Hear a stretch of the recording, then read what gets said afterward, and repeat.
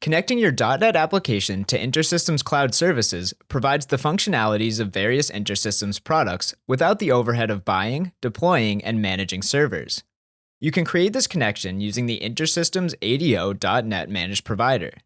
To connect, you'll need three things: a .NET development environment, an InterSystems Iris assembly, and a connection string. Begin creating the connection by setting an assembly as a dependency. Assemblies can be found in the InterSystems Iris installation files in iris, dev, .NET, bin, version.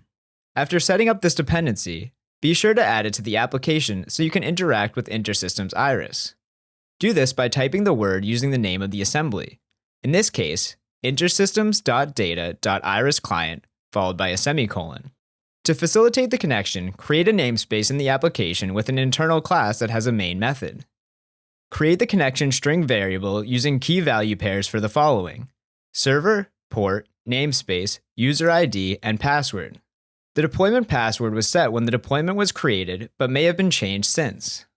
You will find the host IP or host name and other connection information for your deployment in the Cloud Services portal. Then pass the connection string as an argument for the Iris ADO connection method and create the connection.